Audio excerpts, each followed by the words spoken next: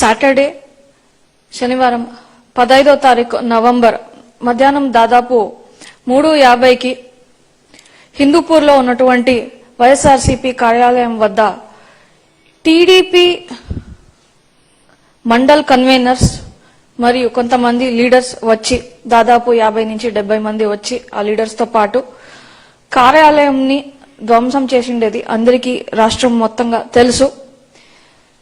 ఇంతవరకు టీడీపీ నాయకులు ఇటువంటి చర్యలకి పాల్పడి ఒక్క టీడీపీ నాయకుడు కూడా దీనిపైన స్పందించలేదు.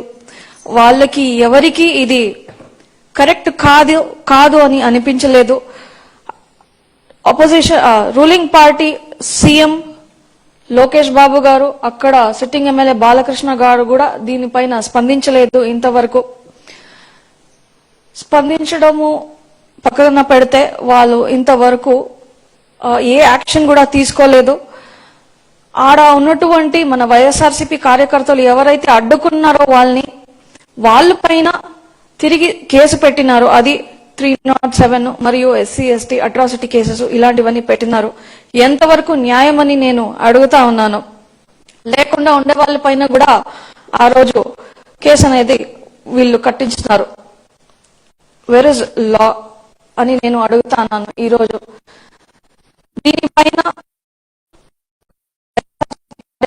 ప్రతి ఒక్కరు స్పందించినారు. అయినప్పటికీ రాష్ట్ర వ్యాప్తంగా స్పందించినప్పటికీ కూడా ఒక్క టీడీపీ లీడర్ కూడా దీనిపైన కరెక్ట్ కాదు అని ఒక స్టేట్మెంట్ గాని ఏదో ఒక స్టేట్మెంట్ గాని ఇవ్వలేదు. దీన్ని నేను తీవ్రంగా ఖండిస్తా ఉన్నాను. రాబోయే రోజుల్లో ఇలాగే మీరు రెడ్ బుక్ రాజ్యాంగాన్ని నడిపితే ఏ ఒక్క ప్రజలు ఊరుకుండేది లేదు.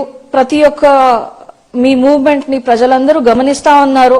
ప్రతి ఒక్కరికి తెలుస్తా ఉంది టీడీపీ వాళ్ళు ఒక రెడ్ బుక్ రాజ్యాంగం అనేది ప్రతి ఒక్క చోట జరుపుతా ఉన్నారు. ఒక గొంతు ఏదైతే మిమ్మల్ని ప్రశ్నిస్తా ఉందో మీరు దాన్ని కేసులు పెట్టి నొక్కేస్తా ఉన్నారు. ఈరోజు ఎంత మంది పైన కేసు పెడతారని నేను ఈరోజు మిమ్మల్ని ప్రశ్నిస్తా ఉన్నాను. ఇది కరెక్ట్ కాదు అని నేను తెలియజేస్తూ ఏదైతే న్యాయం ఉందో ఖచ్చితంగా పోలీస్ ఫోర్స్ వాళ్ళు దయచేసి న్యాయం చేయాలా అని టీడీపీ లీడర్స్ ఎవరైతే ఉన్నారో దీనిపైన స్పందించాలి. ఎందుకంటే ఒక పార్టీ కార్యాలయాన్ని పట్టపగలే వచ్చి మీ టీడీపీ లీడర్స్ ఎవరైతే ఉన్నారో వాళ్ళు వచ్చి పగలగొట్టి వాళ్ళతో ఆయుధాలు ఏమిటంటే ఆడున్నటువంటి స్టీల్ చైర్లు, ఆడున్నటువంటి వాజు కట్టలు ఏదైతే ఉందో అవే వాళ్ళు ఎత్తుకొని దాన్ని మారణాయుధంగా వాడి పగలగొట్టినారు. మీకు కరెక్ట్ అనిపిస్తుందా టీడీపీ లీడర్స్?